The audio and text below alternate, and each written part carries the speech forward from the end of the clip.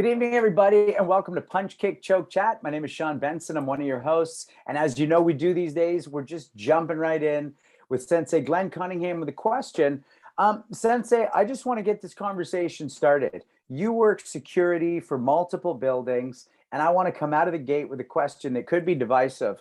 At what point does classical martial arts reach its limit in relation to real-world security work? Or does it? There is no limit. It really hasn't. I mean, it changed from when I was on the police department. It changed to I don't want to say softer, but more of controlling with the voice instead of hitting someone or sweeping someone. It's more of a control thing with the voice and knowing what to say at the right time. And an old timer, when I first came on the NYPD, told me, treat everybody the same, whether there's someone sleeping in the street or a billionaire, until they act like an animal, and then you treat them like an animal. And that stayed with me forever. Yeah. And do you think the idea of using the voice more, I mean, there's obvious legal stuff, like, you know, there's more cameras around, there's more responsibility. Do you think that's led to better policing, or do you think there was a time where maybe you needed to be able to be a little more animal with an animal? You mean after I retired?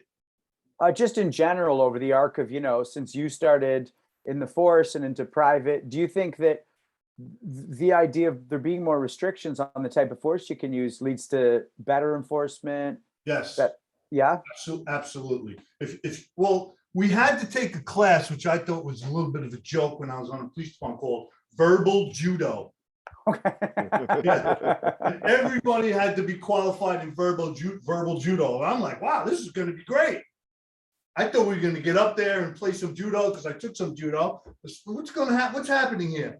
And he came in and he kind of taught us how to, with different role-playing confrontations. So it was kind of interesting, but it just kind of rolled off at the time when I was doing, I want to say it was late 80s, early 90s, and New York City was still crazy. I was running around. We had the nickname Starsky and Hutch. It was just nuts. It was nuts up there in Manhattan. People came in from the other boroughs to rob people in Manhattan. So the verbal judo kind of went right off my head, and like, this is ridiculous. All I wanted to do was lock people up and make sure it's not on the day that I had to go to the dojo. You know? So beautiful. Yeah.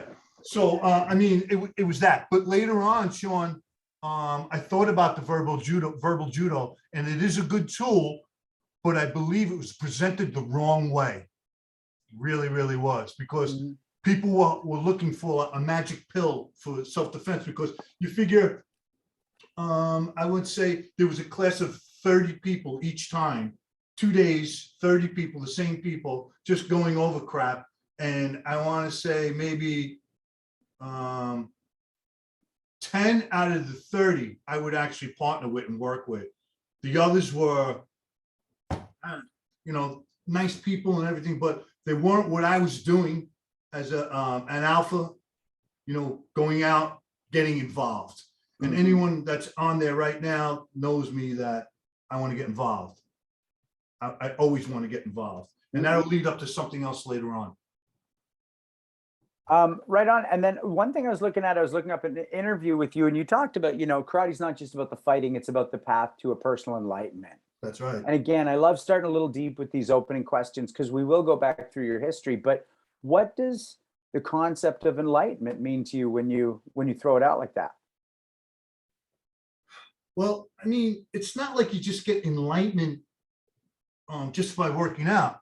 I mean, anybody can work out. You're not going to get enlightenment if you don't have the right teacher to show you to meld your body training hard, which all you guys do.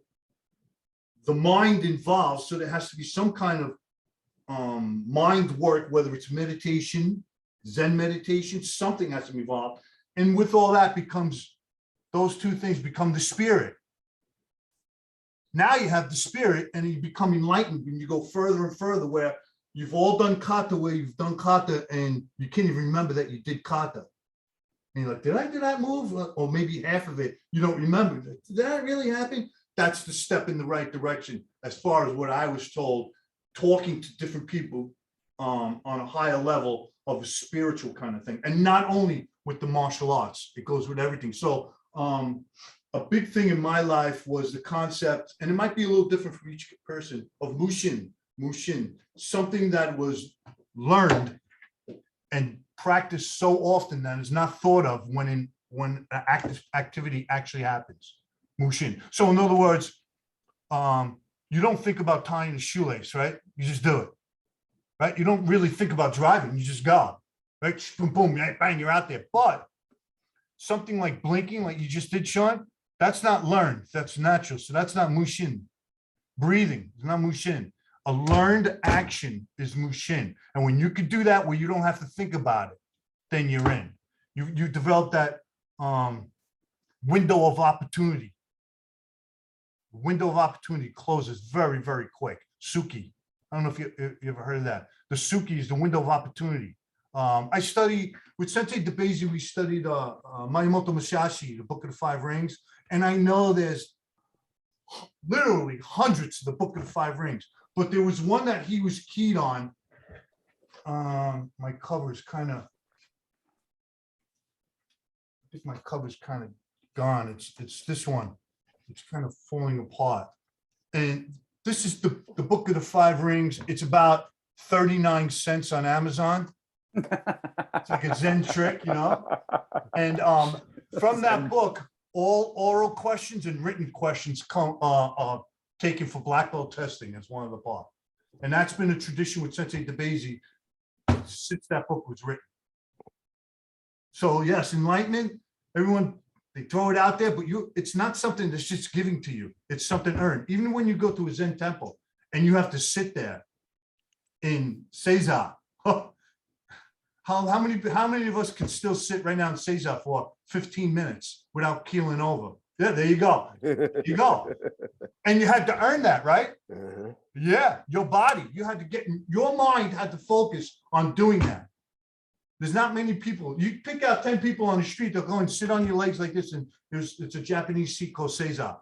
They won't be able to do it. So that's something that you earned, and you should be proud of that. Thanks for that, Sensei. I actually think that's something I want to pop around the horn on. So I'll start with you, Sensei Dofa, and then Sensei Suino and Hanshi Legacy. So we talk so much about enlightenment. It comes up so often, but I don't think on the show we've ever popped into, what does that mean for you, Sensei Dofa? Oh, you want me to start? So yeah. I don't know if I have a clear, succinct answer to that, but I really like what Sensei Cunningham was saying about the window of opportunity. And, you know, that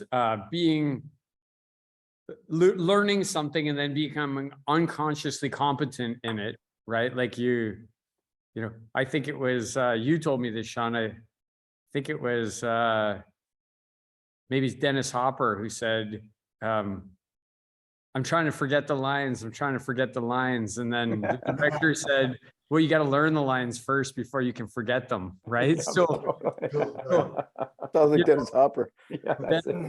Yeah. So that's, I think, you know, you start in here and you start to learn the lines, you learn the physical techniques, and then that window of opportunity presents itself and it is fleeting. And the only example I can give of it, Sean, is my own daughter, Sydney, who did martial arts from the time she was little. Sensei Legacy and Sensei Suino both held her when she was a baby. You did as well. And I remember once being in my house, you know, she's been trained by the most elite martial artists. And I had this stupid idea. It's a dark night in the house. I'm going to jump around the corner and try and scare her. What did she do? She punched me right in the fucking face. Like I jumped her in the corner and and she was over the fork. That's right. She's 13 years old and I'm like this badass world champion, 5th degree black belt, and she punched me right in the tip of the chin. Right? At least I don't know what enlightenment like Badu Dharma is, but I know what enlightenment in that moment is. And that's what we all have. We all have enlightenment in those windows of opportunity that require a physical response. Thanks for that, Sensei. Sensei Suino, where do you go with the concept of enlightenment as far as we're chatting about it? Well, I'm going to go a little different way. So why don't we have Hanchi answer this question, and then I've got a slightly different All right. response. Hansi, he's kicking it to you. Personally, I think it's just becoming yourself and overcoming the things out there that are not right. And it's as simple as being a mirror. You know, a mirror serves its purpose by doing nothing, and that is its purpose, to do nothing. So at the time where you've done all your training and you want to use it, you can't have stuff, you can't have a dirty mirror and try to read that stuff or try to have it come out. So it's a way of calming your mind and putting everything aside so that all the hard work you did can get through. Like if you're fighting somebody and you're worried about his good kick, or you're going to try this on him, your mind is already full. It can't react like a clean mirror, right? So everything has to be, you have to be in the now, and you have to be a blank so that your training moves through. And if you look at it, there's not likely a guy like Miyamoto Musashi or Udaigiri Ichian or someone like that who does not have that mind. Those are the sharpest swords of the sharpest minds. That's how I get it. Hey, Sean, before Sensei Suino takes it in a new direction, and I'm hoping I see Sensei Cunningham start nodding his head, because you've heard me say this before. Sensei Legacy used to be a custodian in a grade school. And he got in a conversation with a teacher who said, explain this thing enlightenment, this thing Zen to me, like explain to me what this is. And Sensei said, I can tell you everything about this garbage can so that you will fully understand what this garbage can is. And the teacher was looking at him and said, okay, go ahead. And Sensei Legacy just pushed the garbage can at him and then closed his door and turned around and walked away. Right? And, you know, Sean, you've also heard me say, how many people have asked a martial artist, what's it like to get punched in the face? Right? I've been asked that question like at least 20 times. I tell you guys all, punch that motherfucker square in the face, and then all the answers will be given to them. They'll know. You won't have to explain anything. They'll know all the answers. And that's enlightenment, I guess. Instant. That needs to be a coffee brand. That could be the Punch Kick Choke coffee brand. Instant Zen, freeze dry, especially for you fellas who go in the mountains. That's a good idea. Instant Zen. Okay, trademark. I'm saying TM out loud so no one can steal this idea who's watching it. TM. Sensei Suino, where do you want to go with this? I'm going away from enlightenment and towards Seiza. So when you said that, right, you earned the right to sit in Seiza. When I was living in Tokyo, I was one of the deshi, right, the main students of this guy, Shizuya Sato Sensei, who taught Japanese Jiu-Jitsu. And one day he took us over to this convocation of high-level martial artists at the Yoshinkan. So that's the head of Yoshinkai Aikido. And Shioda Sensei was there. He was like 90,000 years old at the time. Yeah. Wow. You know, he's like 5'1", and we were at it was like 7 hours of demonstrations by these high level guys. And Shioda Sensei was the, you know, like the head badass. And so he would sit at his table and smoke cigarettes and sleep. And then they'd say, hey, Sensei, it's your turn to demonstrate. And he'd get up and he'd like absolutely kick the ass of 17 people. Right. But anyway, we go in there, and myself and my training partner, John Gage, are the guys that are going to get demonstrated on by Sato Sensei. So we walk in the dojo in our gis, and Sato Sensei looks over the side and he goes, oh, sit in Seiza. So we sit in Seiza. Finally, Sato Sensei's demonstration time comes up, and I'm thinking, thank God, I've been sitting for an hour and a half in Seiza. I finally get to stand up. He looks at me, and then he looks at my buddy John, and he tells John, get up. And so John's the guy that does the demo. I'm still sitting there in Seiza. It was over 3 hours. Oh my God. Over 3 hours of sitting in Seiza. It was the most excruciating experience I ever had in my life. Oh my God. And I don't recommend it, but at least I got a good story out of it. So I definitely, I feel like I've eurned the right to sit and say so. Yeah. Oh my God. And you know, the good news is Sensei Cunningham, he pays that forward, right? So like when I got my third and fourth Dan from him, he made me sit there for like a fucking hour before, as all the other people got awarded their, and then, you know, when we go out for drinks, he says after that, he's like, you know what made me happy is the misery that Tim had. He tried to stand up on a saison and come Also, forward. Pat. Hey, listen, I'm kinder and gentler, man. I only make you sit for an hour. Yeah. Oh my God. That's crazy. Ladies and gentlemen, we have begun our show. Welcome to Punch, Kick, Choke, Chat. And I'm going to let you know who you're chatting with. My name's Sean Benson. I'm one of your hosts. And it's my pleasure each week to introduce the senseis on the call. And then Sensei Dauphin will introduce the guests. Sensei Dauphin is a 7th degree black belt in Legacy Shorin-ryu Karate Jitsu, as well as Matsumura Hakutsuru White Crane, and a 4th degree black belt in Muso Jikiden Ishin-ryu Iaido. And then Sensei Suino, who founded the Japanese Martial Arts Center, is an 8th degree black belt in Muso Jikiden Ishin-ryu Iaido, as well as a 6th degree black belt in Judo and Jiu-Jitsu. And Hanshigiri Legacy is a 10th degree black belt, the founder of Legacy Shorin-ryu Karate Jitsu, as well as the Canadian branch of Matsumura Hakutsuru White Crane. And he's also a black belt in Iaido. Bam! I'm working on it every week. Working on it. I got to breathe more when I do it, though. And I get to introduce Sensei Cunningham, and I'm excited to do it. I got to put my glasses on so I can read my notes. So Sensei Cunningham is an 8th degree black belt of Okinawa Gojuryu Karate.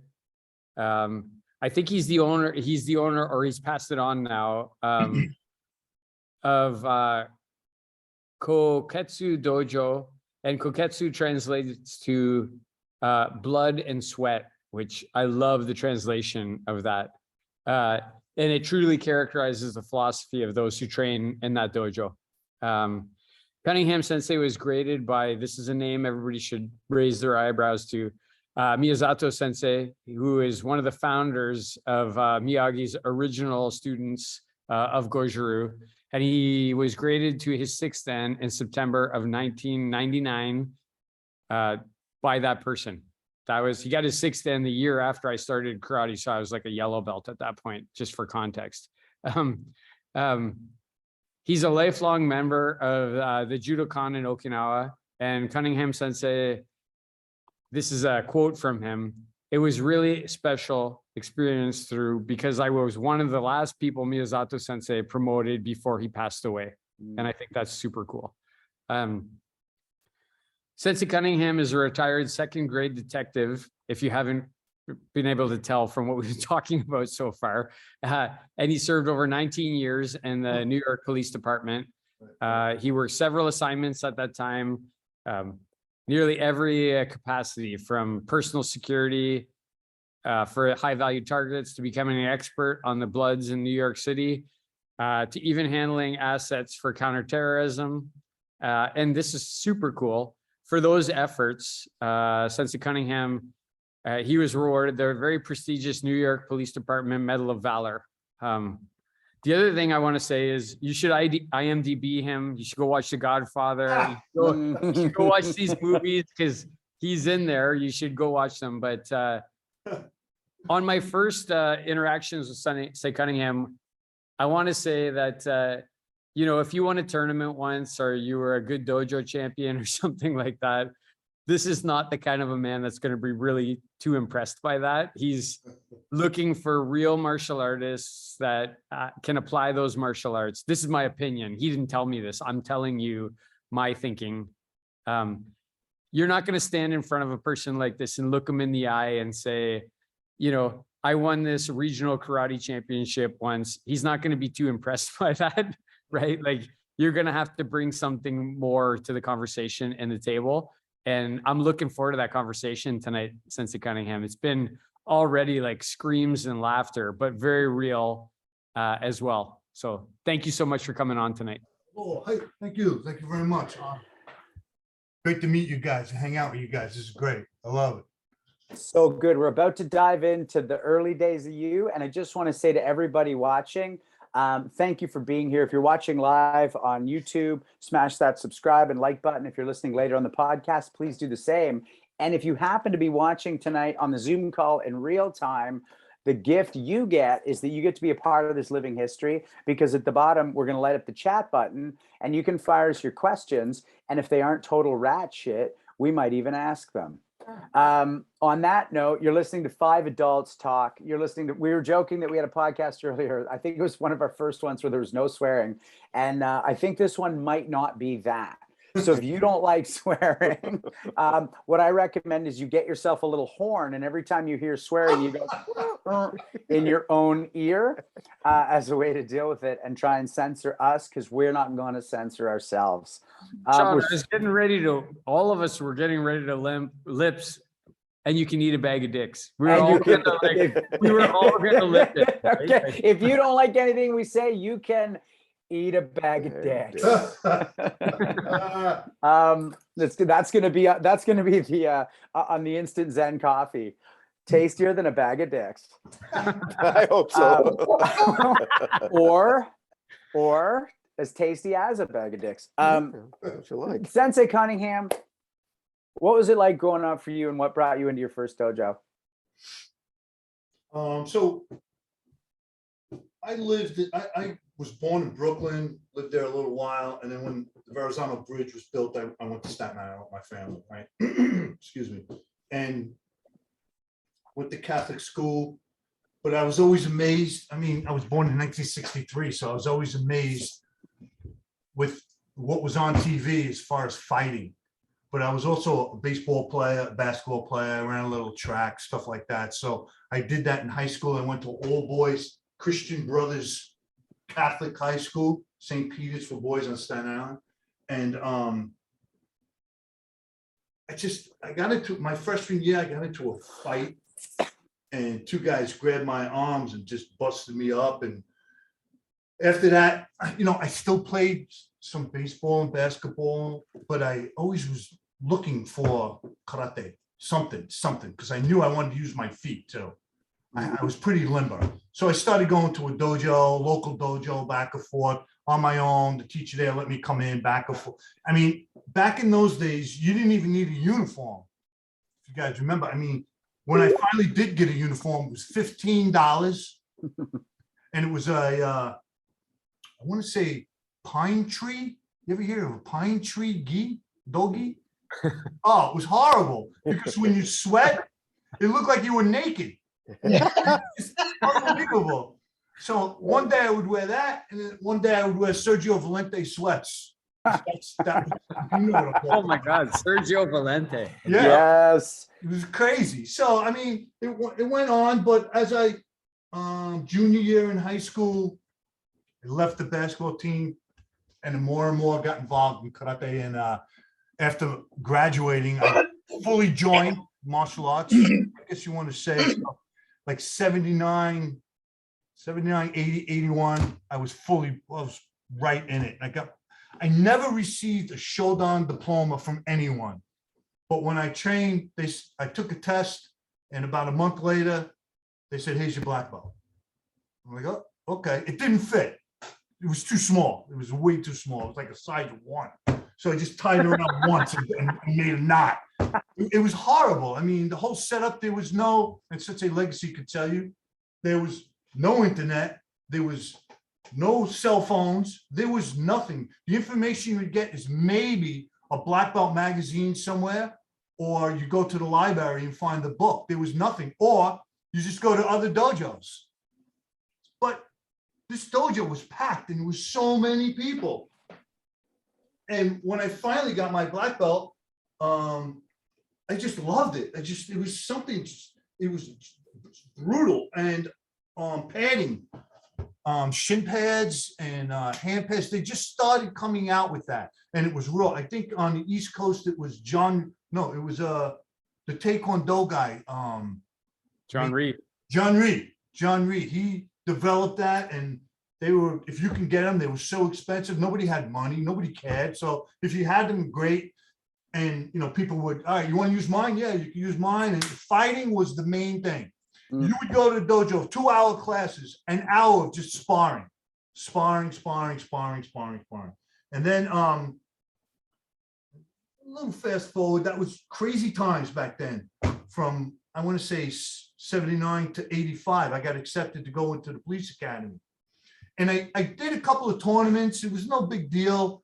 You know, I wasn't really a tournament. I just wanted to see what it was. The tournaments, the fights in the stands were better than some of the fights on the floor. It was just, everybody hated each other, loved each other. It was nuts.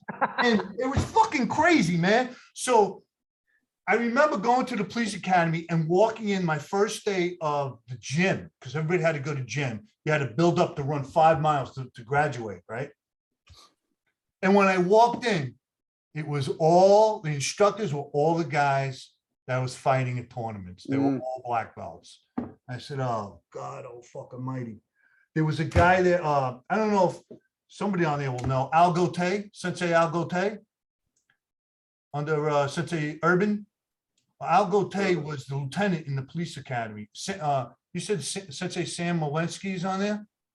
Yes, that's Molensky's on the call, yeah. Yeah, he would know that name right away, Al Gote. Well, I was in his son's class. We were together the whole time. And it was the old academy up on 21st Street. And the floor we worked down on was wood. So I said, oh, this is perfect. So I started doing the push-ups on my knuckles. And they were looking at me, and then they were like, oh, what's going on? And then everyone around me started trying to do it at least. So everyone was doing push-ups on their knuckles and going to class, learning law and social science with bloody knuckles because they weren't conditioned. It was hysterical. So it was pretty wild. And then there was a guy that came up to me and he kind of took me under his wing and told everyone to kind of back off after being there a month. And it was a guy named Ralph Gastaburo. He was an unbelievable fighter under Pete Serengano. I don't know if you guys know these names. These are all New York guys' names, and you can look it up. And Ralph Gastaburo was a cop, and he was an instructor in the police academy. He was unbelievable, super, super, super fast, and he knew Sensei DeBasie.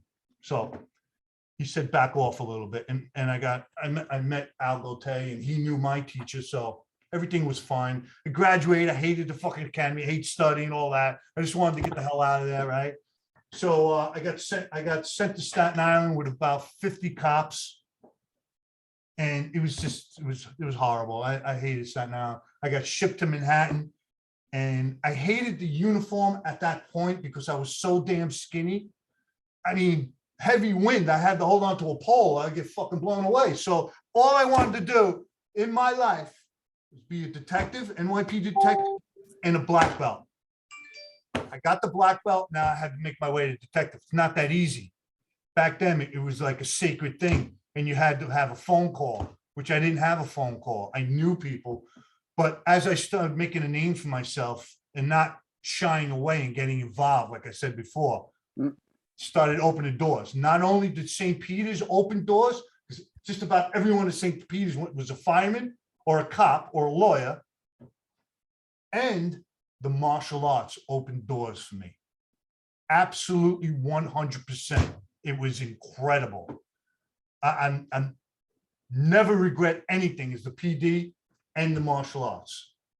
So let me chip in for 1 second, Sensei Cunningham, because you're talking about how wild this time was and how much fighting there was to this time and all this stuff, which sounds like fantastic and just especially for a young man just bursting at the seams. But then you've come through it with such a deep respect and understanding of the classical aspects of it. So was that instilled by Sensei DeBasie out of the gate, or did you find that more later? No, I found that when I graduated from the police academy, all these people that stayed in the dojo all got promoted quickly. And I came out and all of a sudden I was a Shodan, and all these people were Sandans. And we're like, what's going on? Well, we formed this big organization called an association Goju under Sensei DeBasie, Shihan. I said, okay, no problem. You have to go for this rank. I said, no problem. So it was 6 months. I trained for 6 months. I was in fantastic shape because of the police academy. And I just got back into the dojo. And, I just pushed. I didn't care what anyone thought. I just needed to move along. So this guy came out named Sensei DeBasie. I never knew him before that. Okay. And he was looking to refine. He was more of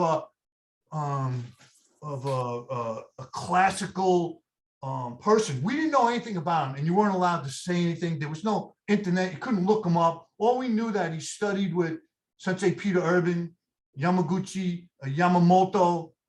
He studied some Shitoru and Eskrima, stuff like that. He was well versed. He was in the Korean War. He was in the 82nd Airborne. So the guy had these eyes that would just freak you out, and he was super quick. They used to call him Chris the Bullet. I found out Chris the Bullet.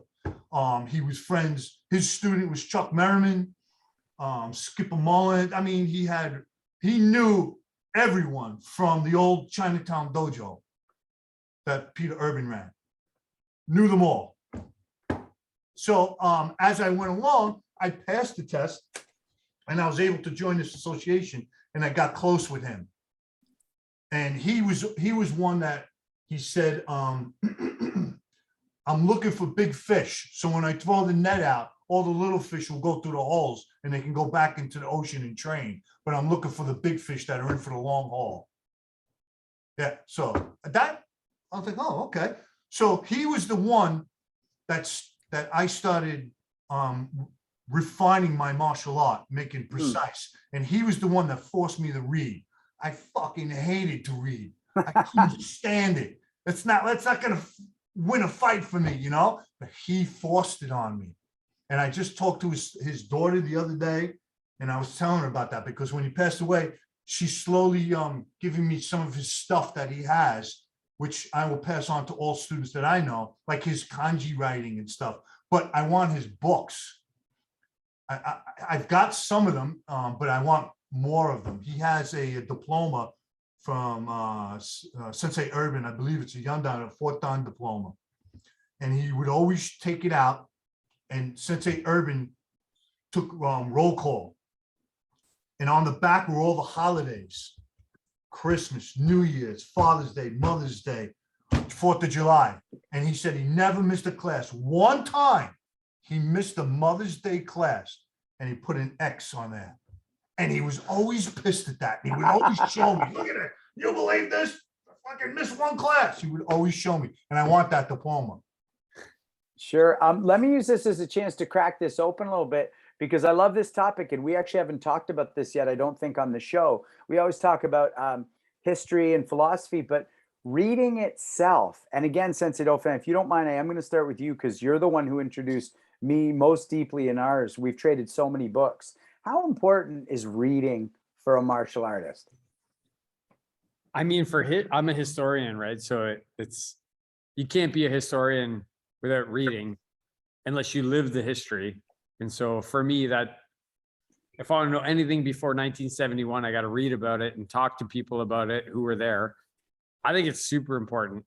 I mean, when I came to the dojo, I've heard both Sensei Legacy and Sensei Suino talk about the importance of reading historical documents and being well-versed in reading. You know, Sensei Legacy, when I walked in, he said, you got to read Karate Do My Way of Life. Like every martial artist has to read that book. Absolutely. You got to read it. Richard Kim's The Weaponless Warriors, The Classical Man, Book of Five Rings, Gono-sen, like these are things that you must read. I have some first edition books. Wow, that's cool. You know, Sean, you trained with him, Nishiyama Sensei. Yeah, I see it, Sensei. I see that you're putting that up. Yeah. Just for him to see. Are you aware of when Peter Urban hand wrote a book? I know of that book, yes. And I actually had Sensei DeBasie had because he sent it to all his high dans paperback. He sent it to all of them, and I saw it. I'm aware of that one with the drawings in all that stuff, handwritten. Yes, pretty interesting. Yeah, that's going to be at some point. Yeah, I'm never going to sell it or anything, but at some point, that's going to be a bit of a sought after book. Definitely. Yeah. Sensei Suino, let's throw this over to you. You know, the importance of reading as a martial artist. Really important, man. I mean, in the dojo you train, right? In the bar afterwards you talk, and then When you're not in either of those two places, you read. And some things I think you read over and over and over again. I've tried to make a habit of reading Book of Five Rings once a year forever. Wow. Among many books, right? That's just one. I read Art of War. You just soak up things, tactics, philosophy, and even technique, right? Subtleties of technique. You just soak up things that way that you wouldn't soak up in the other areas. And I think it's kind of like it's like three legs of a stool, right? It's the training, the talking to others, and the reading. To me, that's the whole mix of what you need to train the mind. Thanks, Sensei. I just want to go back to you, Sensei Dauphin, because I know that book kind of interrupted a thought, and I don't want to miss your tail end. Yeah, I appreciate that, Sean. I want to complete my thought. I think it's really important to read these books from the past, but the completing thought that I want to give is a lot of times people make the mistake of thinking about today, and you need to keep that historical context in fact, right? Like in your mind, you need to keep historical context. So they'll think about today's politics, today's world, and they'll apply it to something that they read in the past. And you need to think about the time when there were no streetlights, there were no cars, there were no police officers, and you only had your martial arts. And I think as a martial artist, that's a really good thing when you read Karate Do My Way of Life, Miyamoto Musashi's books, Gono Sen, Takwa and Sohan. You need to think about the time they were living and what the world was like when they were living, when you read it, and not judge them today, but take the benefit from what they had. Love that. Hanshi, we were just talking when you went up to get that book about the importance of reading. It's something that Sensei Cunningham needed discipline to do it. It wasn't innate. How important is reading? You introduced me to a world of reading through martial arts, and how important do you find it to be for us? Well, during my time, it was absolutely necessary. That's how you got the information. Even though now that's slightly changed by, you can listen to your books now driving down the highway. That's a good Like point. that. But as Sensei Cunningham, I myself hated reading. I'm not a good reader. There's got to be something in my personal background that, I have to read a paragraph 3 or 4 times before I get the first 2 words. So I always wait for the movie to come out. Love it. It's imperative. I'm sorry, Sean. Oh, you're asking a serious question. Well, it's Knowledge, wherever you want to go with it. Yeah, knowledge is in books as well. Yeah. I just want to throw out one thing for myself. Like the first book I ever heard out of your mouth, Hanshi Legacy, in like week 2 of 1993 karate for me was Zen Flesh, Zen Bones. And I was a pretty bright guy and I'd read a lot of books by that age, and that blew my world apart. It blew my world apart. It changed how I see and think about everything. It was a tough one, and I still reread that one, and still I don't get it all. I just read it, I take it in, I let it go and see what happens. But it was so lovely to walk into an art, like as a guy who was relatively intellectual.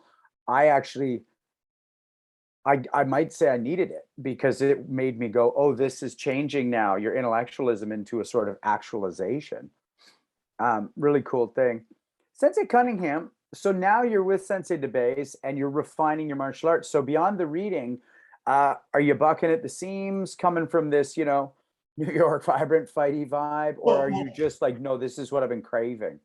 Well, he opened my eyes to a lot of things. But also a lot of these guys that I was training with, they weren't cops. So they weren't seeing what I was seeing on the street, where 2 seconds later, someone can just flip the fuck out and you're by yourself. What are you going to do? Shoot them? Use your nightstick, which a lot of people did, or you're going to use your hands. I mean, a lot of times back in the 80s, the late 80s, early 90s, you walk in footballs by yourself in some strange areas, and I mean, you were just a target. That was another reason why I hated that uniform. You were a target. I was an undercover guy. I always wanted to be plainclothes guy. So I transferred into a plainclothes unit. It was a new unit because crime was out of control, and the chief was looking for 15 guys to work a unit called Borough-Wide Manhattan South Anti-Crime. So if you know Manhattan, It was 59th Street to the ferry, both sides of the river. They give you a couple of cabs, any kind of car you wanted, and go out and go catch them. Go do what you got to do. Robberies were the main menu. That was it. Top entree. And we went out there and we were very successful. I mean, I'm up tonight. I am definitely getting an arrest. It was very rare that somebody in your team didn't get something. A gun, a robbery, a dip, a rip, something, everything. It was unbelievable. But I made sure, again, I told you that if I was getting an arrest, it had to be on an off dojo night. So you gotta remember that, because you had to understand that you went through the system, which took you 3 days. Yeah. You know, you had to go to jury, you had to go testify, blah, blah, blah. So you had to line everything up to make sure you get your class, because you can't miss a class. You weren't allowed to miss a class. So as we cleaned up the city, and there was many of us, it dried up. When Giuliani came in, nobody came to Manhattan. Nobody was robbing anyone. It was hard to find the fish, so everybody started getting transferred. And I was like, oh shit, what am I gonna do? And I tried to make some phone calls, but nobody helped me out. I wasn't that kind of person. One guy that was in the auto larceny unit came up to me and says, hey, narcotics is looking for somebody. And I was like, oh, narcotics is a dirty business. It's tough. I don't know if I want to do narcotics. I was looking to more go into the detective squad. The robbery unit in the detective squad was called the RIP unit. So I wanted to go into that, and they were saying it wasn't open. So I said, okay, I'll go into narcotics. I went into narcotics. I signed the paperwork. I passed all the tests. Took me 2 days to piss in the cup. I just can't piss. I know that you got to take a dole test, and you go into the medical division, and you got to stand in front of a urinal, and there's mirrors here, and there's two people over your shoulder, because people cheat. Believe it or not, they cheat. I just couldn't piss. I was there all day on overtime trying to piss. It was insane. They said, listen, we got to go home. You make sure you come back here first thing in the morning. And I did. And I finally, I was able to piss. And then so after that, I went to narcotics, but I thought I was going in as an investigator. I wound up going in as an undercover. Undercover? This is crazy. I mean, I just want to work plain clothes. And I went in the first day, and I bought heroin across the street from Lutheran Hospital, and then up on Fifth Avenue, Sunset Park, I bought crack. And I really thought about this, and I called Sensei DeBasie up. He said, come on over. And we talked about it for a couple of hours and many beers. And he said, you have to take it as an opportunity. You can really, really refine your art now. If you don't get killed, you'll understand what it's like not to be in uniform, not to have a shield, not to have a bulletproof vest on. All you have is a gun. So I said, okay. As a new undercover, now let's get this whole picture straight. I came on in 95. This is 91. I just got my fourth degree Renchi belt in 91 from him. Most of the undercovers have less than 6 months on. So I'm already there with 6, 7 years on. So like, nobody wanted me in their unit. So I ran into a guy I knew. He said, come with me, I'll take you. And he took me into his unit. So undercover work, I started growing my hair. I started getting into it. I said, oh, this isn't that bad, until, you start getting pretty involved. You had 90 days to make 15 buys. If you didn't do 15 buys in 90 days, back to patrol, just like that, overnight. I had 35 buys. They were fucking throwing crack at me. I couldn't believe it. What is it? What is everybody? What do I look like? A white scout? I don't understand. At one point, but my hair got really long and my beard was down to here. And I was, I really got into it. I said, all right, this is pretty good. I actually started making up a lot of things where before I'd go into work, I'd go into different sets and I'd run through them, jog through them. And, I really developed my craft. There was a guy who was in major case narcotics out of Brooklyn South that really showed me a lot of different things. He actually had me working with makeup, I mean, one of my favorite things was, as I was growing my hair long, I really, I had to be a Guido, from, Bensonhurst or Bay Ridge, looking to get high on dope, so sometimes, and age was the thing back then too. So the virus was prevalent. So you had to use that. You had to have information on that, and reading up on all this stuff. Again, with the reading, I started to develop a little shtick almost, you know what I mean? Like I would I would take duck sauce and mustard, and I would smush it on my face, and I would put a Band-Aid on it and let it drip a little and let it dry. So when I went out, it looked like I had an open fucking sore. So they were, it was like, hey, what's wrong with you, man? And I start sneezing. Oh, I got the virus, man. Hey, take it. How many you want? Hey, take it. So anything to make the buy easy. You know what I mean? I mean, sometimes on a midnight, I would take the pepper, and I would do lines of pepper up my nose. I would go, whoa, and my eyes would tear, and I'd go out there sneezing all over the fucking heroin guy. You're like, oh shit, it's fucked up, get out of here. But it didn't happen all the time. Some of the guys were not as dumb so I was in a buy and bust unit. So every day you would get results. You would go out, make the buy, and the ghost on the set would stay on the set, and he would tell the backup team, those are the guys right there. He talked to this one, this one, this one. It's a positive buy, move in. But he would wait for me to get off the set so I wouldn't get burnt. Yeah. We could keep going. So that's buy and bust. And every once in a while, major case would grab you to do a major buy. So it was constant going over. I mean, I was living it. I was loving it. And there's guys out there that I hooked up with, haven't seen in years. They're like, you're fucking crazy. Remember you used to go in? Well, you used to do this. I met up with a guy in Intel. I'm sorry, I'm going on and on and on.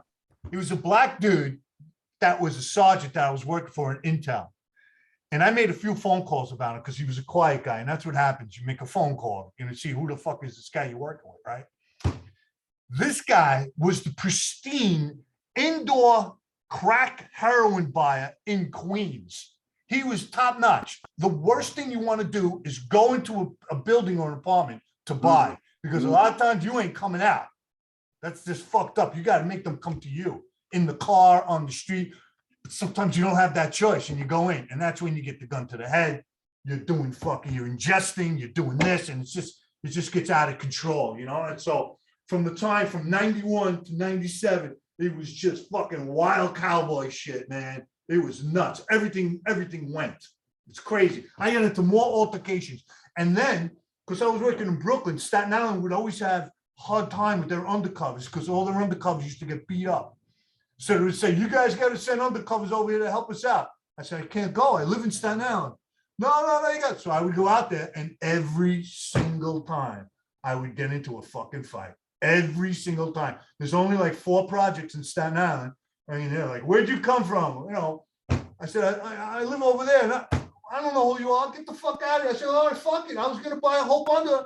Oh, no, come back. So if you didn't bargain with them, they thought you were a cop, If you were too forceful, they thought you were a cop. So you have to really fuck. And Sean, talk about acting, right? That's what I was just going to say, like, if I fuck up, I just do another take. No one pulls a gun on me. So let me bring this back to that, Sensei. Sorry, I went off like that. Sorry. No. This is fucking great. Yeah. And what I want to know, and what every martial artist who has not been in that type of situation wants to know, is what about those situations should every martial artist who could end up in a dangerous situation, what do they need to know that the dojo might not teach them? Or does the dojo prepare you for that? Like, what does someone who's not that street savvy, like I got students who've never been in that kind of street altercation, they're going to watch this. What should they know about that time where things are going sideways in a park at 2 a.m.? Number one thing, awareness. That's the number one thing. If you see something is not right, go the other way. Awareness. You hear it, you see it. You have to make a decision in life. You can't be a victim. You can't be a victim your whole life. You can't be the little mouse. You have, either you're gonna fight or you're gonna run. Most of the times, you should just get the fuck out of there. Just run. I mean, if you're a martial artist, you're coming out of the dojo. I mean, the whole, you just train and you got to take a bus to the train to the ferry to get to Manhattan. If you're walking like a coward, I say this sincerely, you're a coward. I mean, there's tourists that come in. We used to give them names because you could pick them right out. When you get a complaint report, there's a number up in the left-hand corner called, and it's the number is a 61. It just happened to carry over. It's like 1485-61. So the complaint report by every cop knows is a 61.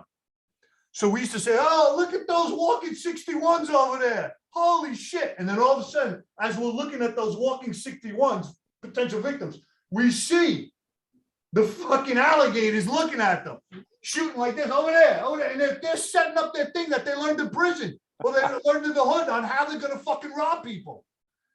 Seriously, it's insane the way they did it. And that's how we caught them. Looking at the victims and looking at the people fucking setting it up to rob these people is insane. Awareness. Awareness is the number one thing. Number two, look at the person, their hands.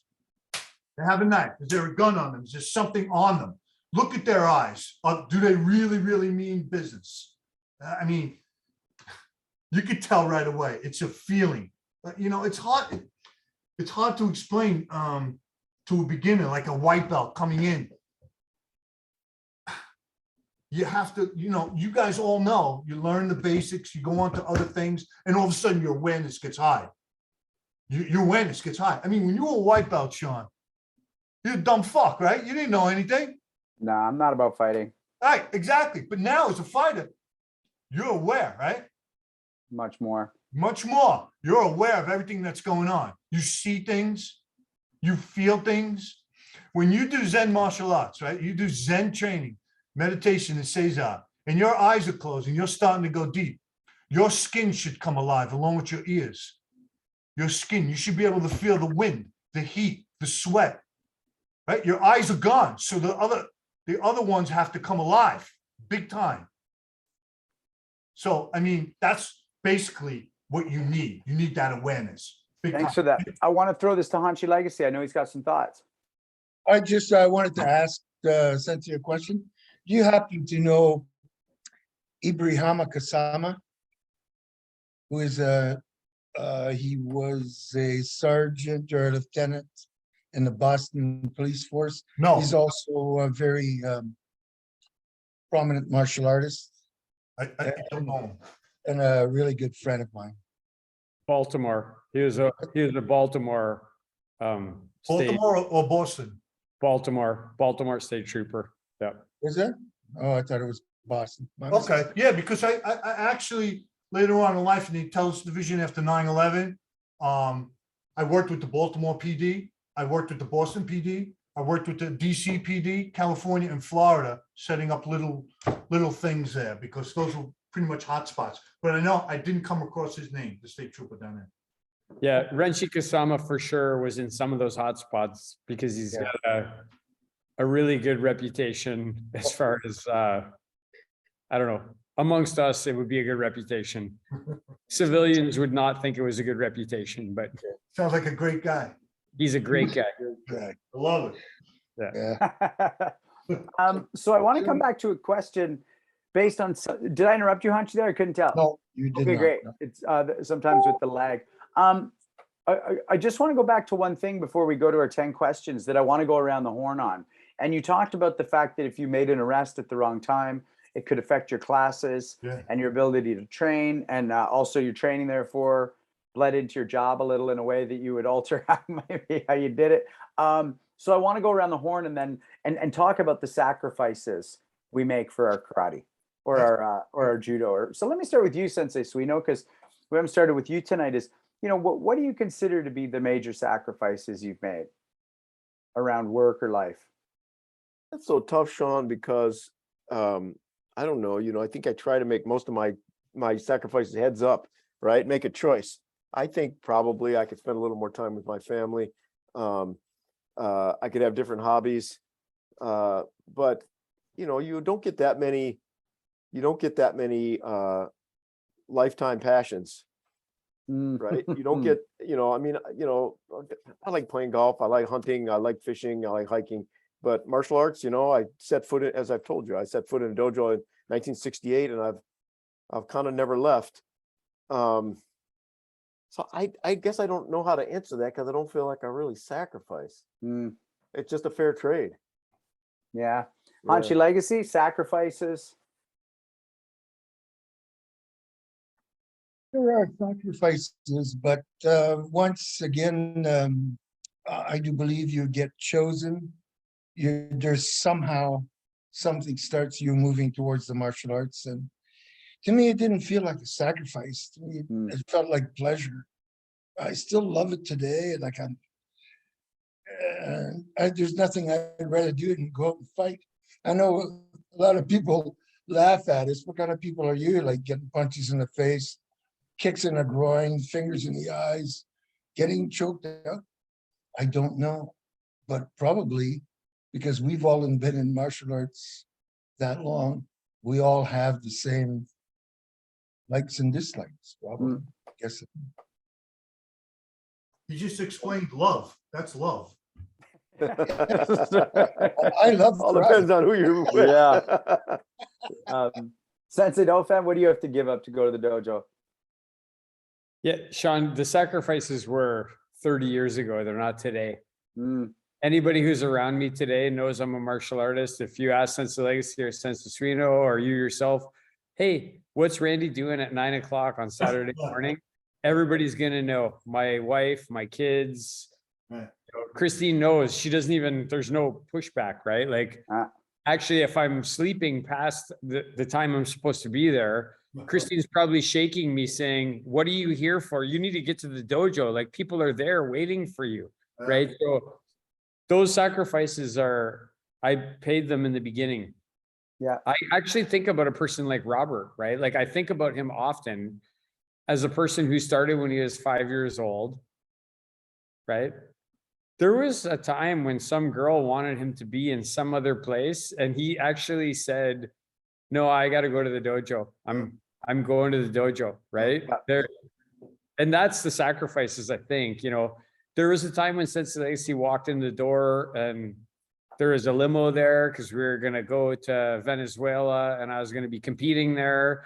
And my daughter was holding onto my leg saying, she's like 5, don't go, Daddy. No, I don't want you to go. I don't want you to go. And I had to like push her off of my leg and say, you're fine with Grandma.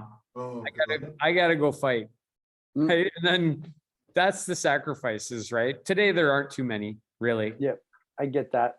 And before we go to Sensei Cunningham, I do want to chip in on that because, you, Sensei, have called me, I believe, a serial monogamist. And, every gal I've known since I was 18, I wasn't always an actor. I wasn't always sober. I wasn't always in Toronto or LA or wherever. But every single one of them knows me as a guy who leaves to do karate. Like every single one of them, they would not all describe the same guy except for that. They'd be like, he's crazy, but yeah, he did go to leave karate. He's so grounded, but he did go to leave karate. Sensei Cunningham, what's the biggest thing you had to give up to go to the dojo?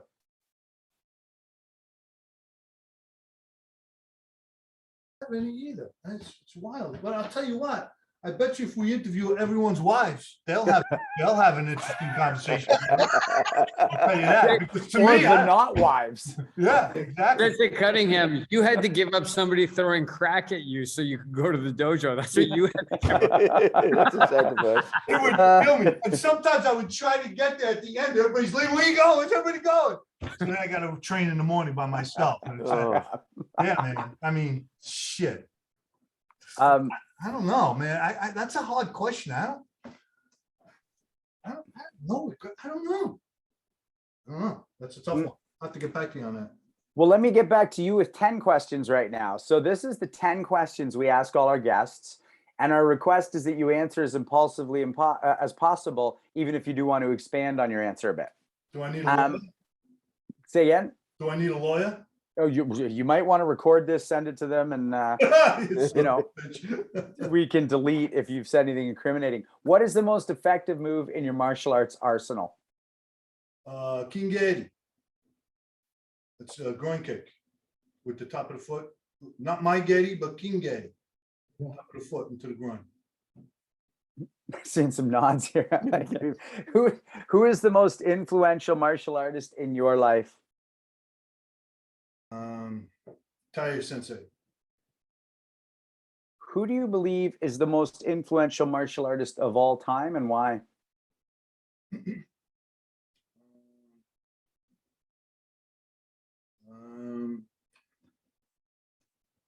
I would say Miyazato Sensei in the Jundokan. He was humble and strong. He didn't take any bullshit from anyone, but he was fair.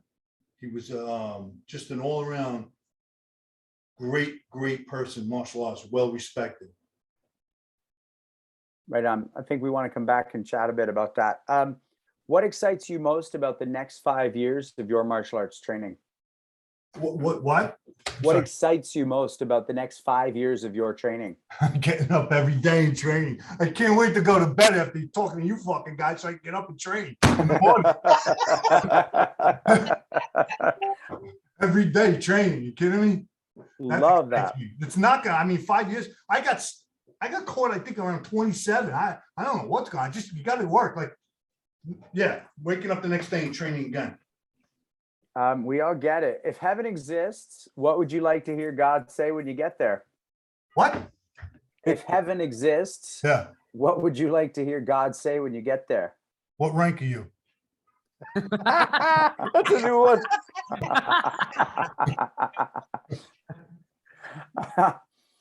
Do you have a favorite film and television martial artist? Sword of Doom. Tereshiro Mifune. Shiromufune. Oh, Toshiro Mifune. Yeah, Sword of Doom. I like Gotcha. that. Yes. Yep. Is there a martial artist, living or dead, in all of recorded history that you would want to train with the most? Yeah, Miyagi Sensei. Choji Miyagi Sensei. I would love to see what he really put his students through, because all his students became leaders and strong leaders at that. If everyone in the world could have the greatest benefit martial arts has given you, whether they train or not, what benefit would they be getting? Can you say it again? If everyone in the world could get the greatest benefit you've gotten from martial arts, what would they be getting? Humbleness. I'm the guy that holds the door open for you as you walk out.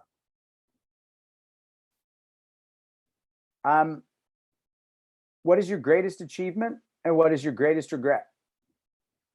I have no regrets. My greatest achievements are two: Fourth Dan Renchi from Sensei DeBezi and Hachidan from Tireless Sensei. Well, that is possibly the most literally impulsive 10-question responses we've ever gotten. And I'm not going to lie to you, no names, but some of our past guests could take notes. Yeah, we need, every future guest needs to watch those 10 questions and answer that way. That's 100%. happened. Yeah. We appreciate that. We knew this was going to be a great interview, but that just put you in the pantheon. Talk to us. We did want to ask about Miyazato Sensei, your time with him, your impressions, and that lineage that does go back to Miyagi. Yeah, Miyazato Sensei was fabulous. I mean, I can't. When I first went to the Jundokan, there were black belts. There were people doing everything, and he would come down. He would tell you do this. He'd show a little bit. He'd go back up, and it was just incredible. I met so many people from around the world there that were really, really good black belts. But it was when I went there by myself that really stood out. And I figured there'd be other people around. I just took off and went, and there was nobody there except me and him. And it's just the Jundokan. You guys, I think you would know, it's huge. He lives upstairs, and it's just a huge dojo. And you had to clean the floor. Right? Sensei, swing on, right? You had to clean the floor. It's a wooden floor. And so Sensei would come out, hey, clean floor. Okay, Sensei, no problem. I'm by myself. And you had to bend down and go across the floor. So he had a little spigot outside the dojo with a bucket of towels on my first day there. I mean, I've been there before, but it's always with a million people. But now it's one-on-one with Miyazato Sensei. So he's wringing out the the water and he hands me the towel. I look at the towel and go, okay. By the time I got to the end, the towel was disintegrated. So I walked back with just threads. And so Sensei, oh, I have more towels. Like, holy shit. It took me about an hour and a half to clean up dojo. I couldn't believe it. But, you know, he was very fair. And I made a lot of friends there. And a lot of it. And one that's still there, he went there to train with tireless Sensei in the Jundokan. He went there from New Zealand. He's about 6'4" or 5.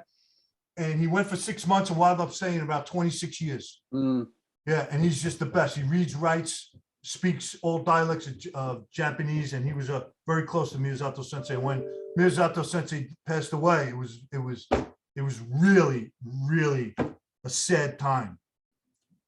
Real sad time. And you know, if you back up a little further, I never knew any of this existed. You know, the first time I saw anything from Okinawa was there was a place here in Brooklyn called Kinji-san. And they would get Sharado gis and Tokado gis and all these crazy gis. And he had a VHS and it said Okinawa Gojuryu Karate. I was like, oh, what's that? So I asked him, I said, how much is that? $25. I said, okay. So I grabbed it and throw it in. I couldn't fucking believe what I saw. It was this guy here, Gona Sensei. He was doing all the katas. All the katas. And then he was doing the Kihon Bunkai for it. I was like, wow, this is unbelievable. So I showed Sensei DeBase. He goes, holy shit, what the fuck? That doesn't look like Yamaguchi to me, blah, blah, blah, blah, blah. So, and then it all started, the hookup with them. So the first was Chuck Merriman called Sensei DeBase. And he says, Sensei, you have to meet this guy here, Gona Sensei. He's different than Yamamoto says. He's different than Urban says. He's different. He's really just unbelievable. So he goes, yeah. And those two, DeBase Sensei was Merman Sensei. And those two, they loved each other, but they were constantly, there was constantly something that Merman Sensei was doing wrong with. He would get a tongue lashing and a skull scrubbing all the time. And since I was like Uchi Deshi, the Sensei, I would have to sit there and hear this shit. And I'm like, oh, all right. We're trying to make that, you know, Merman Sensei don't want to hear it from me. You know, in order to call him, you had to get fucking $15 in quarters to call from the fucking payphone that Sensei DeBase wanted to call from the dojo because there was no regular phone in there. So I'm going to she's getting calls. You want to talk to you? Oh, I don't want to talk to her. Fuck him. Blah, blah, blah. Holy Christ, it's crazy. For years that went on, for years. And then finally, Merriman joined Hirgona's organization and became the head in North America. And he had this huge fucking tournament seminar. I'd never seen anything like it. It was for a week. And he brought Hiragona Sensei in. Hiragona had a portable makiwara. And all he did, boom, hitting, all fucking day long, all day. And sometimes he didn't even come out of his room. He just kept on working out, going out in the park or working out. Meanwhile, there's like 500 people. He's went to all these places having these huge dinners, right? Then he has the grading. And this was the kicker. This opened my eyes to a lot of things. Because there was about, I want to say 6 or 7 other black belts under Hiragona that came from Okinawa with him. Besides all his other black belts that were there. And they set up in stations, 4th dans here, 5th dans here. And the kid that took over the IOGKF now, Nakamura Sensei, he was going for 4th dan at the time, I remember, right? And everyone had to come up to the Sanchin Kata. And everyone's failing. Everybody's failing. You fail. So Merriman Sensei is like, what's going on here? And here Gona Sensei comes in, and everybody's blah, blah, blah. And then I knew what was going on. Hiragona's wife, Alana, she was running the fucking show. She was from Tokyo. She spoke Japanese, and she was boom, boom, no. And that was it. That set Chuck Merriman off. I had a front row seat to the fucking show of a lifetime. He grabs her and says, who the fuck do you think you are? You're a fucking green belt. You don't even know what the fuck is going on here, blah, blah. And she gave it back to him. And then Hiragona Sensei came in And that was it. It was over. He was done. Somebody whispered in his ear and said, go to the Jundokan, because that's where Hiragona Sensei came. Go meet Miyazato Sensei. And I think it might have been Sensei Patrick McCarthy that introduced him or sent him there or something like that. And he met them all and they all fell in love with him. And it was all great, you know, Iya Sensei, Hichiya Sensei, all these guys that were on the Miyazato Sensei, you know. So that was the story with that. And I traveled a couple of times with Chuck Merriman, and it was fine. You know, these people didn't like me. I didn't give a fuck. I was looking for the real deal, you know. So they were all tournament fighters or whatever it was. And they hated that I was close to Sensei DeBazy, and nobody wanted to do it. It was a bad situation. So anyway, it all wound up good because of Sensei Merriman, I was able to meet my current teacher, Taya Sensei, at his dojo. So it was all for the better. I'm sorry I went off again. Dude, that's not going off. We're just listening rapt because you know we had Sensei Merriman on, you and I talked about that. But let's now talk about your current sensei, who you called the most influential in your life, and I think we need to touch on him. Well, when I met Taya Sensei up in Chuck Merriman's dojo, there was a guy from the Jundokan, Mike Mancuso, Chuck Merriman, Sensei DeBazy, and they were all watching this guy, and I'm like, what is going on here? Nobody's stretched out. Nobody's doing anything. We're in Chuck Merriman's dojo, and Tara-san is just putting on a show. And what he's doing is he's taking the movements of the Goju katas, and he's basically doing this out of control bunkai. And I could see it, but my brain started hurting. I'm like, what the fuck is going on here? What is going on? And this guy started doing these things and laughing as he's doing it, and I could see all these 8 dons standing there going, and that became a theme. I said, I wonder if it's just them. When I went to Okinawa, everybody watched Taya-san, and I have video of it too. Nobody knew what he was doing except Miyazato Sensei. He said, Taya Sensei fights from the kata. He fights from the kata. And this is a guy I had to meet. So the interpreter was a guy named Stu that was there from Japan studying in Okinawa, spoke really good English. We became really good friends. And I said, you need to introduce me to him. And Taya Sensei was a cop in Okinawa. So he's a cop, stayed together. And that was it. We just melded together, and it was unbelievable. What a journey I'm on. I mean, he showed me something. He showed me something in 1999 when I was in Okinawa, and he graded me on it in 2014 for 8 dan. I was like, what? So he made me do kata, this, that, and the other thing. And then all of a sudden he sits down and goes, oh, show me.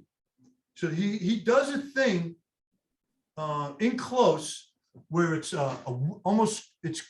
he compares it to a cough or a whip, where you're tensing your whole body, using the power of the floor through your heels and up into where you're tensing the whole body and hitting someone.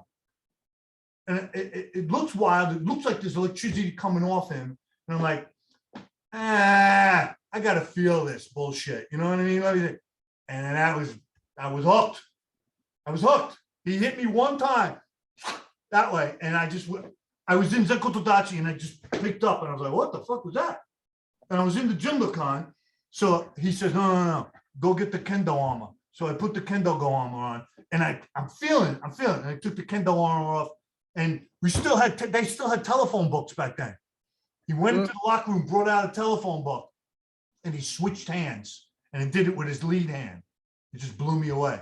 And he showed me what he was doing over time, constantly back and forth, visiting him coming to Staten Island, New York, back and forth. I finally got it. I finally picked up the concept. I can only do it with my right hand, but I finally picked it up. It's just an unbelievable piece of work. And he's that's one thing to the side. A lot of his students don't see that. It's the kata, the way he does it. I call him Taka, the river. He's constantly changing and moving around. And I was like, Tasan, you have to slow the fuck down. We don't know. And when he goes overseas to Italy, Europe, London, Spain, he goes to Iowa, he goes to New Jersey to dojos. You know, I get the blame of teaching him curse words. So the guy from Spain, what are you doing? What are you teaching? Hey, what? The guys from Italy, what what's Glenn? What are you doing? He came out, fuck you too. Oh, thank you very much. And I'm like, yeah, he's just having fun, you know, he's the man. Don't fuck around. I mean, you can look at videos and stuff, but Yeah. the guy's unbelievable. He's so good. He would love you guys to death.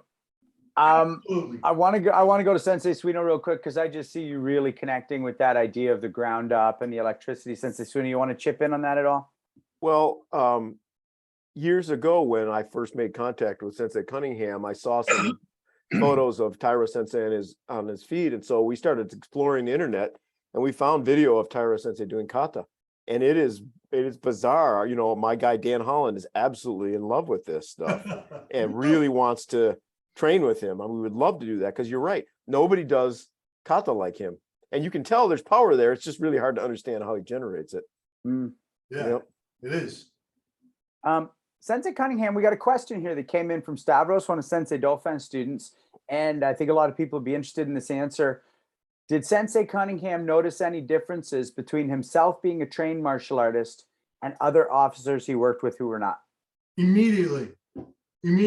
And it was hard to actually work with those people, but and that was in the anti-crime part. It was tough because they weren't all alpha males. There were some females in there, but the females wanted to stay close to me. But in narcotics, I helped everyone, and that's because Sensei DeBezi cultured me. He made me a well-rounded martial artist where you can't hate everyone all the time. Why not? You're not going to get anywhere. You're not going to get anywhere. So I started taking people in, and some people trained with me. Some of them got black belts. Some of them kept on going. So yes, that's a great question. It's immediate. You could see it immediately. Even when I was ghosting, and I would see the people on the set. Well, when you walk up to some place where someone's selling crack or heroin, it's called a set. So when someone walk up on the set, the ghost would already be in place, and I could see that these people were, timid. So we would go back to the car if it's a positive buy or a negative buy. A lot of times it was a negative buy, and I would say, listen, you gotta get more confidence. You got a gun. They're not gonna hurt. You gotta be up there confidence. They're gonna smell it. They're gonna see that you're afraid. And a lot of times it didn't work. It was hard. Remember what I said, 15 buys. If you don't do that, you're out. 90-day wonder, you're done. So a lot of times people went back. I found myself working a lot of time. But then again, there were guys that were into it. They were into it. Yeah, it's a really good question.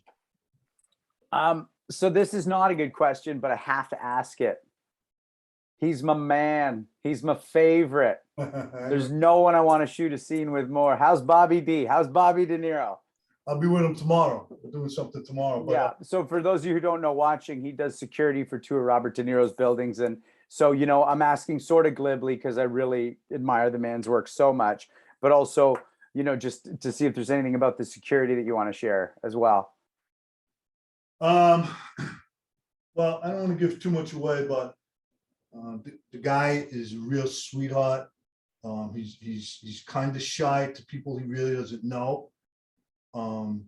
That whole thing when it cracks me up because that whole thing with the flock is the circle of trust. That's true, man. That's true. And once he trusts you, you're in. I mean, he's my boss. I don't forget the fact that he's my boss. But he's also my friend. He's taking care of my kids. My kids grew up calling him Bob, Uncle Bob, So, I mean, he is one of the nicest people in the world, really. And one funny thing is when you're on the elevator and I'm going up the elevator with him, and we always have our back all the way up against the wall. When somebody walks on, let's say they're on their phone and they look up for a second, and they realize it's him. Right away they turn around, and then that's when he starts making faces and stuff, because all those faces are real. That's not fake. It's very funny. He has a sense of humor once he gets to know you. And Sean, I'll tell you right now, if you ever get on the set and you're with him, you mention my name and you'll be gold. No, I look forward to it. And by the way, I'll have my agent work on it, but look at this, Sensei. Tell me I shouldn't play his son. Watch this. Oh, his son doesn't look like that, you fuck. Come on, no, I'm just. Come on, tell me we shouldn't. Tell me we shouldn't hook that up. You're gonna have to get in line with about 500 other people that do that. Fuck, you don't say, eh? It's so easy. It's so Awesome. common. And how do you find, you go from literally buying, the hardest drugs off the hardest people to, is this a retirement job or is it still challenging when you're working that kind of security? Is that a question from you or somebody else? That's me asking you this. That's a great question because the adrenaline rush of being locked in a room, putting a gun to your head and getting out, or getting into millions of fights, or getting chased, or getting hit in the head with a fucking nail with a bat, or getting hit in the head with a bottle, and just keep coming up and going, getting to 3 shootouts at 3 separate times. And by the way, Randy, Sensei, the Medal of Valor was for a shooting that I was involved in. I just want to let you know that. That was it was combat actually that we were doing in Brooklyn, shooting back and forth with a Latin king. But anyway, You sent some crazy pictures, Sensei. I looked at those pictures. We didn't use those pictures, but Yeah. there were some crazy pictures that you sent. Yeah. Thank you for trusting us with that. Yeah, no problem. So getting back to Sean, what you were saying, you get burnt out. I don't give a fuck who you are. You get burnt out because it's very difficult to shut the light switch off. The adrenaline rush is insane. So, you get little hiccups along the way and you get in trouble and they sit you down, you get in trouble, blah, blah, blah, but you usually land on your feet.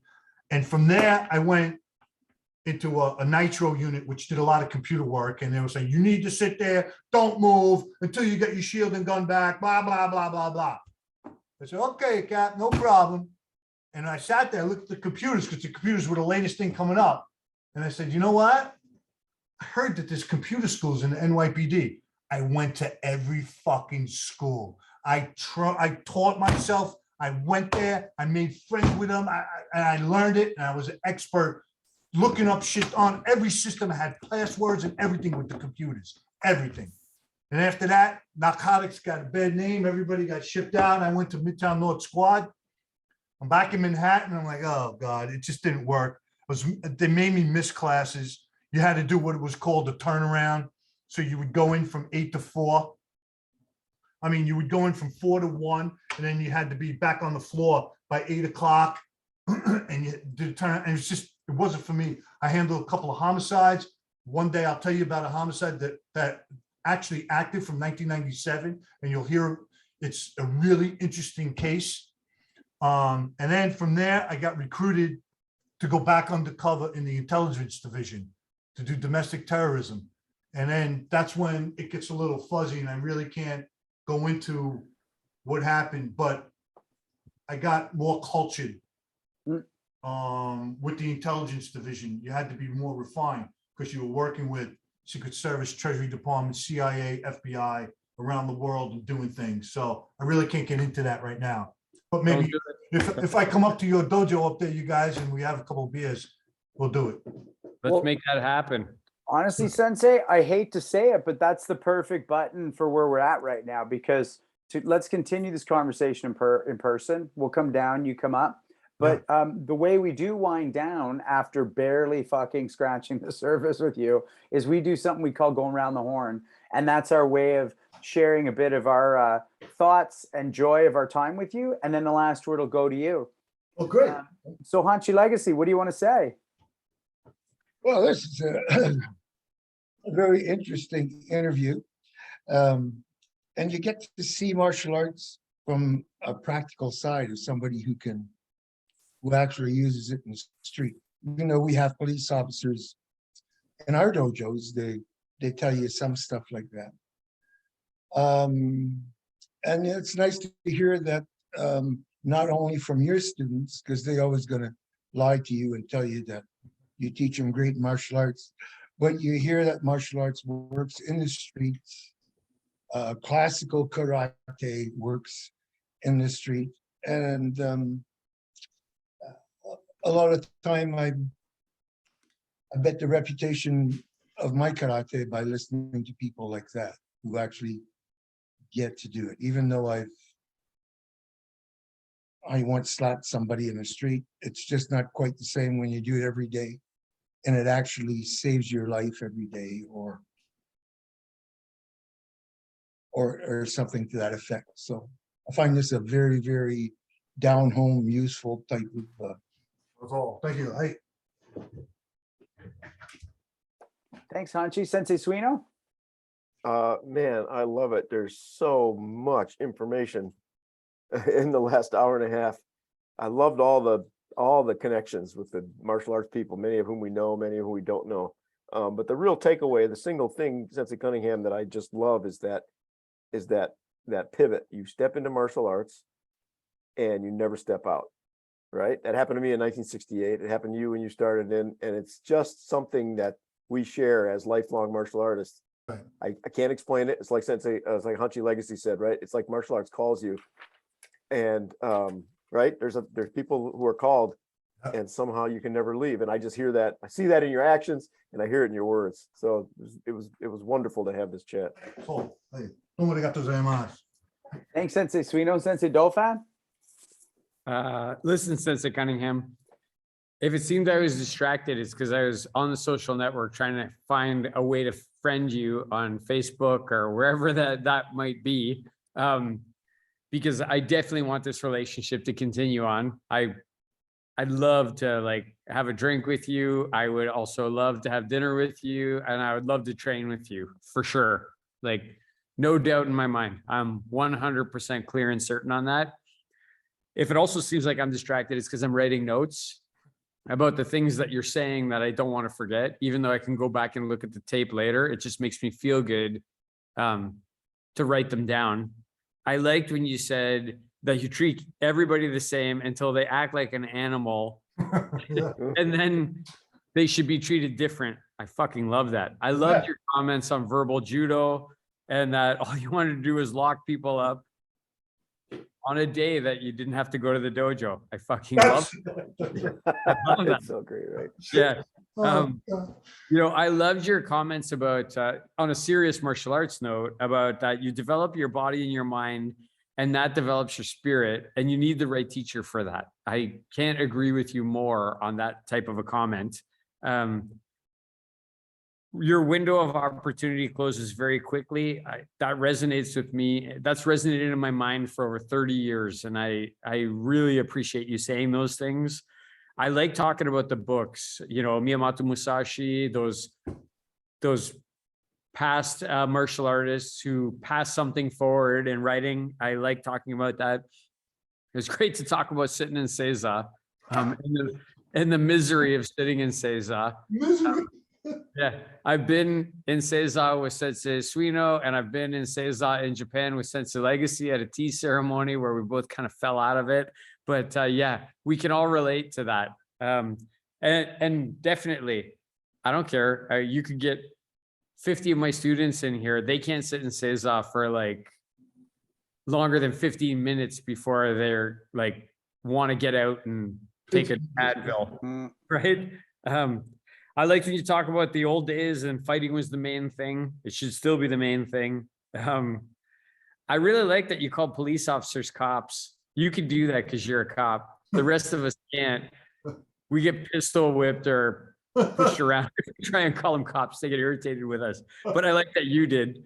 I like that you said that martial arts opened all kinds of doors for you. All your stuff about Sensei Debasi, we've heard Sensei Marisan talk about him as well. And so it all corroborates, and it's great to hear you talk about it. In particular, I like that you said he wanted big fish because he wanted the small fish to swim through the net. I like that. That's a really good analogy, and I'm going to think about that. I also like when you were being drug tested and you said, I just couldn't piss. Like, that's me every morning at 4 a.m. standing there trying to piss, right? But shit, that's funny. yeah, people were throwing crack at you because you had duck sauce on your face that looked like an open wound. That's really good. Yeah. I love duck. Duck is an amazing thing to eat.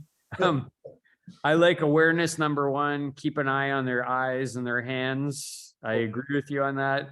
Like- You're the first one, but nobody disagrees that said the most effective move is a groin kick. And Really? yeah, no, everybody says reverse punch, and that's okay. But I don't care if you're a girl or a boy.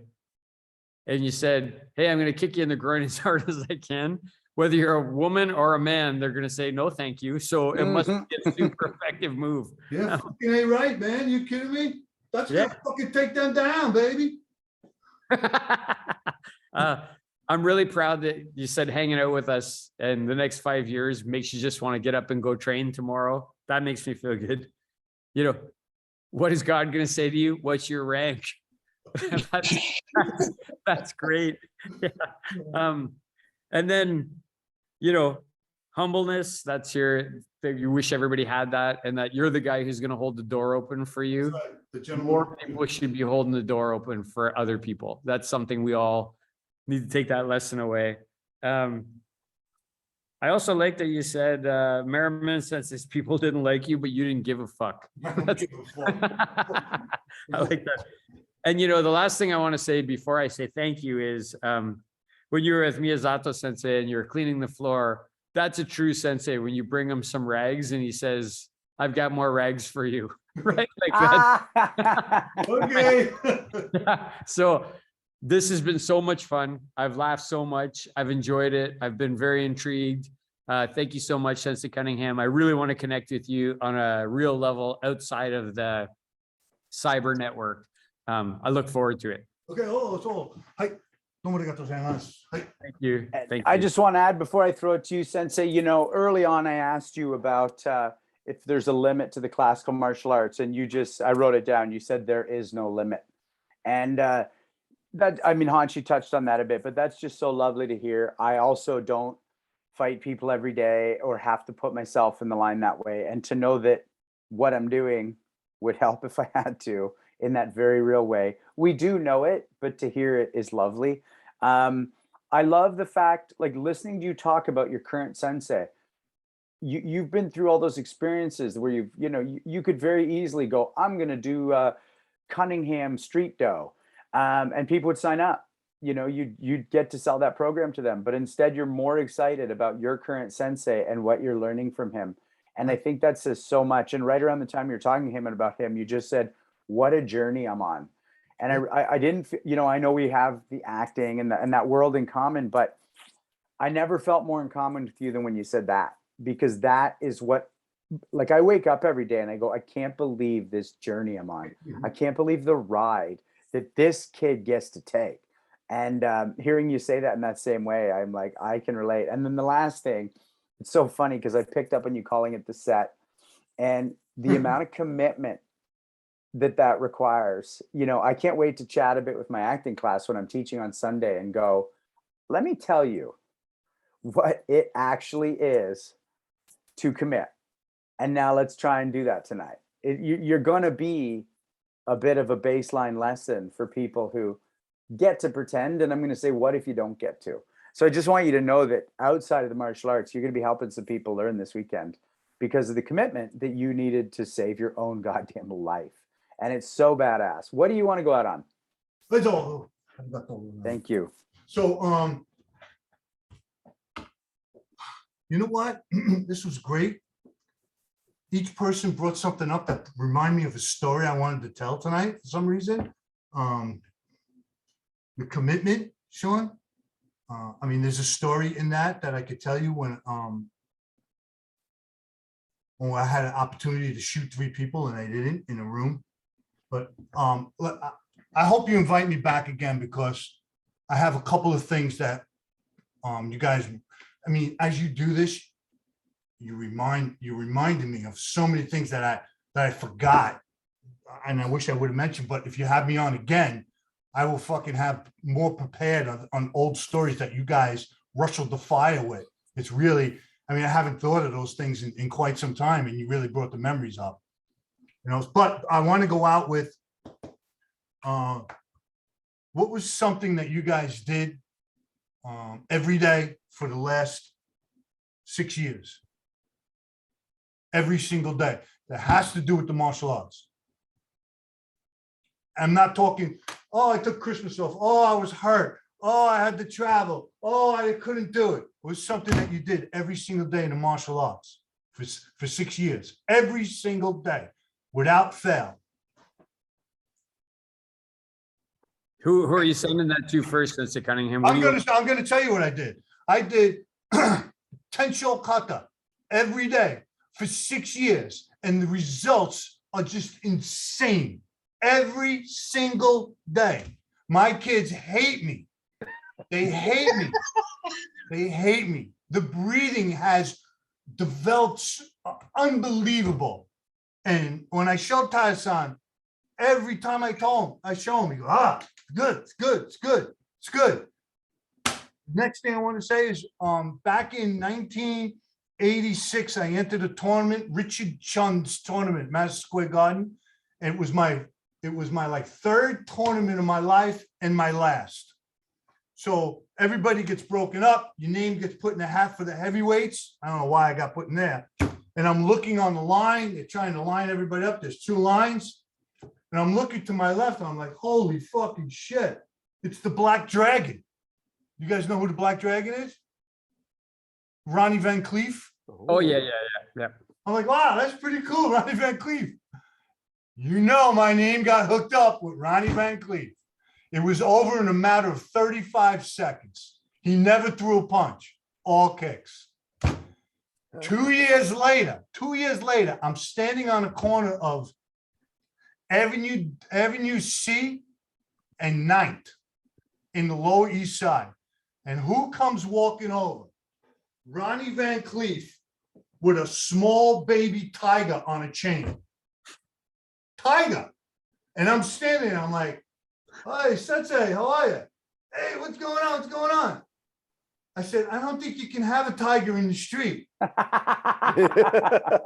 he goes, yeah, it's my friends. I'm just walking. And he's going, it's my friends. I said, okay. He goes, you know, I got a videotape. You want it? I said, what is it of? He said, I just put everything I know on videotape. I was waiting to my friend, but you can have it. Okay, great. And I took it. That was my Ronnie Van Cleef fucking story. And then this book, can you see it? Called Ancient Ways by Kensho Ferreira. That book was so inspirational for me that I was going out to see Hiragona. I think it was 97 in California, Carlsbad, California. He was out there for some kind of seminar. But before we went out there, we went to Little Tokyo in LA to look for this man's dojo. We finally find it. It's a little tiny place in the back. We walk in, it must have been 10 o'clock at night. There was one kid doing rolls on there, his top student. I said, how you doing? We just flew in from LA. I was wondering if Sensei's here. You know, I read his book and I really wanted to thank him for writing that book. No, Sensei's sleeping. You can't talk to him. I said, well, you know, he just came from New York. We're not staying overnight. We can't come back tomorrow.